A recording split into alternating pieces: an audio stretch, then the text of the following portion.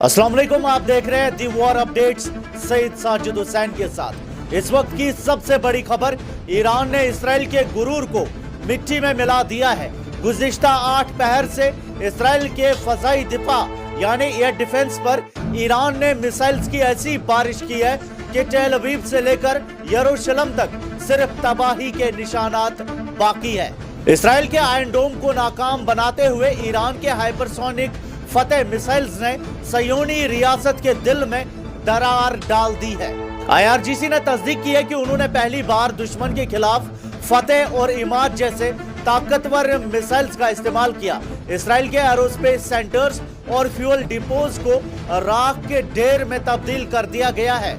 खुफिया रिपोर्ट के मुताबिक मिसाइल्स के टुकड़े इसराइल की नेसेट यानी पार्लियामेंट और नेशनल लाइब्रेरी के पास गिरे हैं। यरूशलेम की पुरानी गलियों में दुश्मन की हार के निशान साफ देखे जा सकते हैं। ईरान ने वाज़ेह पैगाम देते हुए अबू धाबी के अल दफरा और बहरीन के शेख ईसा एयरबेस पर मौजूद अमरीकी फौजी जमावड़ों पर भी जुल्फिकार मिसाइल से हमला किया है। इसराइल की हेल्थ मिनिस्ट्री ने तस्दीक की है कि अब तक 3,369 से ज्यादा लोग जख्मी होकर अस्पतालों में दाखिल है। प्रेसिडेंट आइजैक हेरजोग ने खुद तस्लीम किया कि ईरान उनके रिहायशी इलाकों तक पहुंच गया है, लेकिन असल चोट तब लगी जब इजरायली एयरफोर्स ने ईरान के उन ठिकानों पर हमला किया जहां से उन्हें नाकामी मिली। इसराइल ने तेहरान के मेहराबाद एयरपोर्ट पर मौजूद पुराने सरकारी जहाजों को निशाना बनाकर अपनी भड़ास निकाली, मगर ईरान का एक्सिस ऑफ रेजिस्टेंस पहले से कई ज्यादा मजबूत नजर आ रहा है। मैं आपको बता दूं कि यह जंग अब सिर्फ मिसाइलों तक महदूद नहीं रही।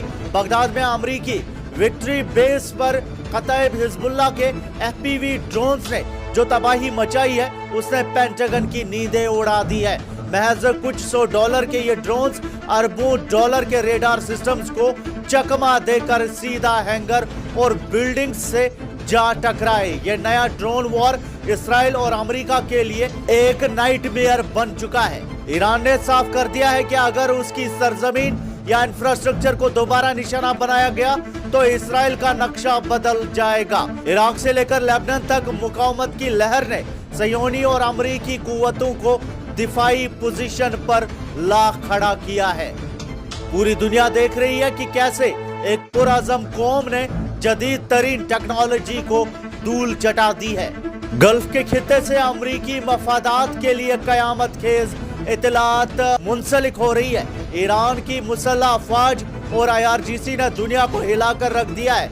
ईरान ने दावा किया है कि उन्होंने बहरीन के शेख ईसा एयरबेस और UAE के अल दफरा एयरबेस पर मिसाइल्स और ड्रोन से ऐसा हमला किया है जिसने अमरीकी दिफा की धज्जियां उड़ा दी है।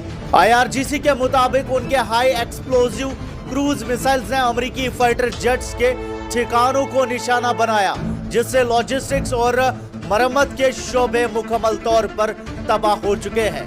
अमरीकी सदर डोनाल्ड ट्रंप ने शदीद हैरत का इजहार करते हुए तस्लीम किया है कि उन्हें किसी ने ब्रीफ नहीं किया था कि ईरान इतना सख्त रद्द अमल देगा। ट्रंप ने कहा कि कोई नहीं सोच सकता था कि ईरान UAE और बहरीन जैसे मुल्कों को निशाना बनाएगा, मगर ईरान ने साफ कर दिया है जब तक दुश्मन की अफवाज ये इलाके खाली नहीं करती, हमले जारी रहेंगे। IRGC ने ऐलान किया है कि हमने शिकस्त खुर्दा अमरीकी रिजीम को वार्न कर दिया है कि तमाम अमरीकी सनतों को खाली कर दे। अगले चंद घंटों में ये निशाना बनने वाली है। सिविल आबादी फौरन दूर हो जाए। इस जंग की आग अब पूरे मिडिल ईस्ट को अपनी लपेट में ले चुकी है। रिपोर्ट्स के मुताबिक ईरान में 1300 और लेबनान में 880 लोग शहीद हो चुके हैं, जबकि इसराइल में 12 और अमरीकी फौज के 13 अहलकार हलाक और 200 जख्मी है। ईरान के रहनुमा आयतुल्लाह सैयद अली खामनाई की शहादत ने कौम में इंतकाम की एक ऐसी आग भर दी है जो अब रुकने वाली नहीं। ईरान का कहना है कि यह हमला उस जुल्म का जवाब है जो 28 फरवरी से शुरू किया गया था। ईरान ने पड़ोसी मुल्कों को खबरदार किया है कि अपनी जमीन अमरीकी हमलों के लिए इस्तेमाल ना होने दे। न्यूट्रलिटी का वक्त खत्म हो चुका है। या तो आप अमन के साथ हैं या फिर दुश्मन के ठिकानों का हिस्सा। क्या अमरीकी फौज पीछे हटेगी? क्या ये जंग पूरी दुनिया को अपनी लपेट में ले लेगी? मजीद अपडेट्स के लिए देखते रहिए GNI। फिलहाल के लिए इतना ही, शुक्रिया।